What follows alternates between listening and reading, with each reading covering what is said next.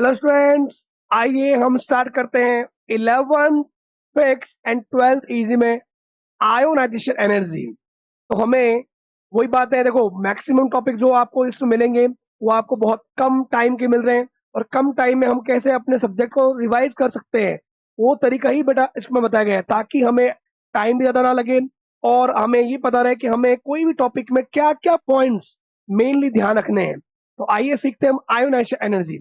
Ionisation energy का simple meaning ये है, अगर कोई भी एलिमेंट आइसोलेटेड हो, जैसे आपकी तरह मेरी तरह आइसोलेट अकेला हो, है ना, तो आइसोलेटेड हो कौन सी स्टेट में हो, गैसेस आइसोलेटेड गैसेस एटम में जो इलेक्ट्रॉन जो सबसे दूर हो, दूरियां बढ़ेगी, डिस्टेंस बढ़ेगी तो अट्रैक्शन कम होगा, और अट्रैक्शन कम होगा तो उस इलेक्ट्रॉन का निकालना इजी होगा। तो ये न्यूक्लियस, ये फर्स्ट ऑर्बिट, ये सेकंड ऑर्बिट, ये थर्ड ऑर्बिट, तो जो इलेक्ट्रॉन सोडियम का बहुत दूर है, बहुत दूर है, दूरियां बढ़ गई तो अट्रैक्शन कम हो गया, तो उसको निकालना क्या हुआ, इजी। तो उसको निकालने की जो एनर्जी दिया, सोडियम ने सोडियम प्लस बनाया, कैसे बनाया, एक इलेक्ट्रॉन निकाला, तो इस इलेक्ट्रॉन को निकालने के लिए loosely bonded electron required energy for removing loosely bonded electron from isolated gas atom. That required energy is known as ionization energy. तो क्या बोल उसका डेफिनेशन दोबारा सुन लो। Required energy for removing outermost electron, required energy for removing outermost electron from isolated gas atom, that is known as ionization energy। Gas को ionization potential भी बोलते हैं।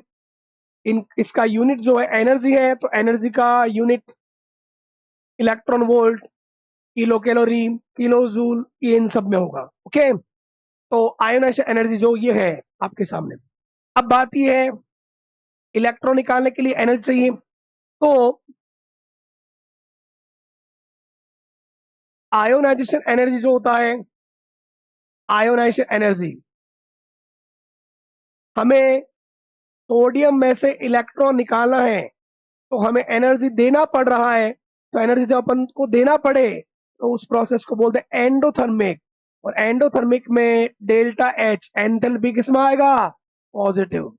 तो आयोनाइजेशन एनर्जी हमेशा पॉजिटिव मिलेगी, कभी भी कोई भी एक्सेप्शन नहीं, ऑलवेज पॉजिटिव।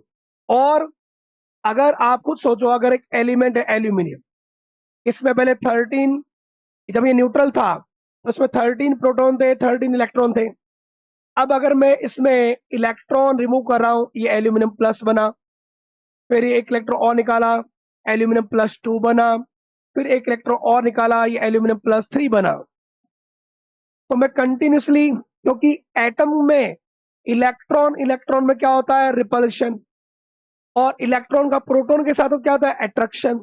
तो पहले जब ये न्यूट्रल था तो 13 प्रोटॉन 13 इलेक्ट्रॉन को अट्रैक्ट कर रहे थे। अब मैं जो रिपल्शन वाले हैं इलेक्ट्रॉन, इनको तो क्या कर रहा हूँ, डिक्रीज कर रहा हूँ। तो इलेक्ट्रॉन अगर डिक्रीज हो रहा है तो रिपल्शन रिपल्शन डिक्रीज हो रहा है। और प्रोटॉन, इसमें भी 13 है, इसमें भी 13 है, इसमें भी 13 है, तो प्रोटॉन, अब प्रोटॉन तो 13 है लेकिन उनको अट्रैक्ट जिनको करना है वो कम हो रहे हैं, तो रिपल्शन कम हो रहा है तो अट्रैक्शन क्या होगा, इंक्रीज। और अट्रैक्शन इंक्रीज होगा तो इलेक्ट्रॉन को निकालना और डिफिकल्ट होगा, तो एनर्जी बहुत ज्यादा देनी पड़ेगी। इट मीन्स मैं आपको ये कहना चाह रहा हूं, अगर हम कंटिन्यूसली इलेक्ट्रॉन निकाले, इसको अपन बोलते हैं सक्सेसिव, ये हो गया आईपी फर्स्ट, ये आईपी सेकेंड, और ये आईपी थर्ड। तो ionisation energy IP first, IP second, IP third, इसके आगे भी आप एक इलेक्ट्रॉन निकालते हो, अगर मान लो जो भी IP n, successive ionisation is always increasing होता, कभी भी कोई भी एक्सेप्शन नहीं है, ऑलवेज इंक्रीजिंग होगा, ऑलवेज इंक्रीजिंग। जैसे अगर मैं आपको बोल दूं सोडियम, तो सोडियम में से 11 इलेक्ट्रॉन है, 11 के 11 इलेक्ट्रॉन पर निकाल सकते हैं। तो किसी ने पूछ लिया कि सोडियम जो है उसका 10th आईपी से 11th आईपी, तो 11th आईपी बाद में आ रहा है, तो अगर हम कंटिन्यूसली इलेक्ट्रॉन निकाल रहे हैं तो 11th आईपी 10th आईपी से हाई ही होगा, तो ऑलवेज आईपी क्या होगा, इंक्रीज, इनको बोला सक्सेसिव आईपी। ओके, तो यहां तक ये बात हुआ आयोनाइजेशन एनर्जी है क्या। अगर एक एलिमेंट है, अकेला है, आइसोलेटेड है, गैस स्टेट में, आउटर मोस्ट इलेक्ट्रॉन जो सबसे दूर है उसको निकालना है, उसको निकालने के लिए जो एनर्जी दिया वो कौन सी होगी, आयोनाइजेशन एनर्जी। एनर्जी दे रहे हैं मतलब उसकी एनर्जी इंक्रीज होगी। इंक्रीज मतलब क्या, पॉजिटिव, तो डेल्टा इसमें लगा आपको पॉजिटिव। दे रहे हैं तो उस प्रोसेस को बोलते हैं एंडोथर्मिक। तो आयोनाइजेशन एनर्जी होता है एंडोथर्मिक। अब हम किसी भी एलिमेंट में से इलेक्ट्रॉन निकालते जा रहे हैं, तो कंटिन्यूसली अगर निकालेंगे तो होता है सक्सेसिव आईपी। तो सक्सेसिव आईपी ऑलवेज क्या होगा, इंक्रीजिंग इन मोड, इंक्रीजिंग होगा। ओके, अब आयोनाइजेशन एनर्जी जो है वो पीरियोडिक टेबल में कैसे चेंज होता है, तो पीरियोडिक टेबल में अगर फैक्टर्स, पीरियोडिक टेबल में फैक्टर्स, फैक्टर पीरियोडिक टेबल में हम दो तरह से लेंगे, टॉप टू बॉटम। तो टॉप टू बॉटम जाने पर जेड इफेक्टिव तो ऑलमोस्ट चांस में क्या रहता है, constant, generally constant. But top to bottom जाने पर आपको पता है lithium, sodium, potassium, rubidium, caesium, आपको पता है लिथियम आता है 2s1 क्योंकि सीजियम आता है 6s1। तो टॉप से बॉटम जाने पर क्या बढ़ा, number of shell. Number of shell बढ़ा तो क्या बढ़ा, रेडियस। मतलब इलेक्ट्रॉन बहुत दूर चला गया, तो जो दूर चला गया उसको जिंदगी से नहीं, अगर जो दूर चला गया उसको निकालना क्या होगा, इजी। इजी होगा तो एनर्जी क्या देना पड़ेगा, कम। तो टॉप से बॉटम जाने पर नंबर ऑफ सेल बढ़ेगा, रेडियस बढ़ेगा तो वहां पे आयोनाइजेशन एनर्जी क्या हो जाएगा, डिक्रीज। मतलब आप बोल सकते हो आयोनाइजेशन एनर्जी जो है सर वो इनवर्सली होता है नंबर ऑफ शेल के इनवर्सली डिपेंड्स होगा, top to bottom.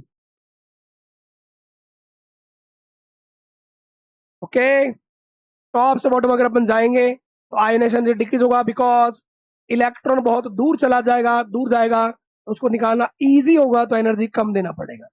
Okay, next इसका फैक्टर, अगर अब बात यह है कि सर लेफ्ट टू राइट जाए तो लेफ्ट से राइट अगर आप जाओगे तो लेफ्ट से राइट जाने पर पीरियड में हम फर्स्ट फैक्टर ये देखेंगे जेड इफेक्टिव। और जेड इफेक्टिव क्या है, अट्रैक्शन। क्या है, अट्रैक्शन। अट्रैक्शन इंक्रीज होगा तो इलेक्ट्रॉन न्यूक्लियस के पास में आएगा, पास में अट्रैक्शन ज्यादा है तो उसको निकालना डिफिकल्ट होगा तो एनर्जी क्या देना पड़ेगा, ज्यादा। जैसे मान लो boron, carbon, nitrogen, aluminium, silicon, phosphorus. तो लेफ्ट से राइट जाने पर क्या होगा, जेड इफेक्टिव इंक्रीज होगा तो आईपी भी इंक्रीज होगा। मतलब ये दोनों एक दूसरे के क्या हो जाएंगे, जेड इफेक्टिव डायरेक्टली प्रोपोर्शनल होगा आईपी। आप बोल सकते हो कि सर लेफ्ट से राइट जाने पर Z effective directly proportional to IP increase होगा।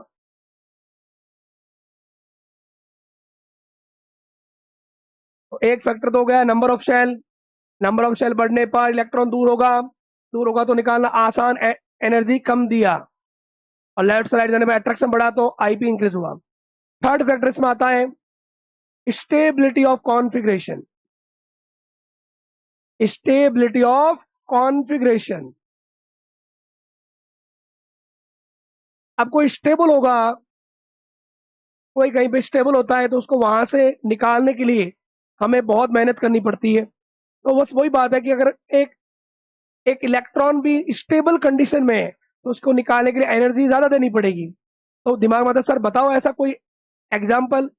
तो नाइट्रोजन और ऑक्सीजन में, नाइट्रोजन मिलता है 2p3। 2p3 मतलब ये होता है एवरी ऑर्बिटल में एक एक इलेक्ट्रॉन, इसको होता है हाफ फिल्ड कंडीशन, सारे ऑर्बिटल हाफ फिल्ड है। और ऑक्सीजन जो है उसमें होता है 2p4, मतलब इसमें दो इलेक्ट्रॉन, इनमें एक एक। तो ये इस बात का विरोध करेंगे कि भाई इसको दो क्यों दिए, तो विरोध करेंगे तो इस इलेक्ट्रॉन को निकालना इजी हो जाएगा। इजी होगा तो एनर्जी कम देना पड़ा, उसको एनर्जी ज्यादा देना पड़ा क्योंकि ये स्टेबल कंडीशन में। इसलिए अगर ऑर्बिटल, एवरी ऑर्बिटल में एक एक इलेक्ट्रॉन हो तो उसको बोलते हैं half field condition. Half field condition ज्यादा स्टेबल होता है इसलिए एनर्जी देना ज्यादा पड़ेगा as compare to near element. जैसे अगर मैं बोलूं क्रोमियम है, क्रोमियम प्लस और Mn+, क्रोमियम प्लस, क्रोमियम या वेनेडियम बोल दो क्या, आप ये भी बोल सकते क्रोमियम प्लस और Mn+। तो क्रोमियम प्लस का आपको कॉन्फिगरेशन मिलेगा 3d5 और Mn+ का मिलेगा आपको 3d5 4s1। एक इलेक्ट्रॉन में पहले से निकाल चुका हूं, तो अब अगर इलेक्ट्रॉन निकालूंगा तो उसको बोलेंगे सेकंड आईपी। तो सेकंड आईपी में ये हाफ फील्ड कंडीशन में है, जबकि इसका इलेक्ट्रॉन निकलेगा 4s1 से। ये हाफ फील्ड ज्यादा स्टेबल है, तो क्रोमियम प्लस का सेकंड आईपी हाई होगा Mn+ से। तो यहाँ पे डी हाफ फील्ड कंडीशन आ गया। ओके, इसके अलावा अगर मैं बात करूं कॉपर प्लस और जिंक प्लस, तो कॉपर प्लस का कॉन्फिगरेशन मिलेगा आपको 3d10। होता वैसे 3d10 4s1 है कॉपर में, एक इलेक्ट्रॉन निकाल दिया तो ये 3d10 रह गया, और ये रहता है 3d10 4s1। तो अगर अब अगर अपन इलेक्ट्रॉन निकालेंगे तो इसका इलेक्ट्रॉन निकलेगा 4s1 में से, जबकि वो मिलेगा फुल फिल्ड डी ऑर्बिटल, वो मोर स्टेबल है, तो एनर्जी देना पड़ेगा हाई।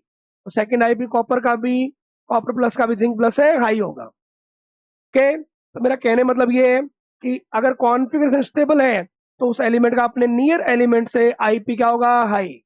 तो ये P3 स्टेबल होगा P4 से, D5 स्टेबल होगा D6 से भी स्टेबल होगा, D4 से भी स्टेबल होगा, D10 जो है वो D9 से स्टेबल होगा। अब कोई पूछ ले P6, तो P6 होता है इनर्ट गैस का, P6 ज्यादा स्टेबल होता है D10 से। इनर्ट गैस होता है किसी भी पीरियड में, सबसे लास्ट में आता है इनर्ट गैस। तो वो लेफ्ट से राइट जाने पर एक तो जेड इफेक्टिव बढ़ रहा है, दूसरा बहुत स्टेबल है, तो यहाँ से इलेक्ट्रॉन निकालना बहुत डिफिकल्ट है, तो एनर्जी बहुत हाई देना पड़ेगा। तो किसी भी पीरियड में सबसे हाईएस्ट आईपी इनर्ट गैस का ही होता है। ओके, पूरे पीरियोडिक टेबल में सबसे हाई होता है हीलियम का, बिकॉज वो पीरियड में सबसे राइट साइड है और सबसे टॉप पर है, टॉप से बॉटम भी, तो आईपी क्या होता है, डिक्रीज। ओके, फोर्थ फैक्टर एक और आता है पेनिट्रेशन पावर।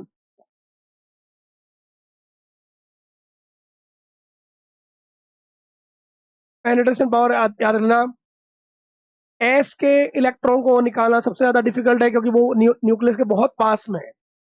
उसके बाद में पी, और डी, और उसके बाद में एफ। पेनिट्रेशन पावर ये होता है एसपीडीएफ।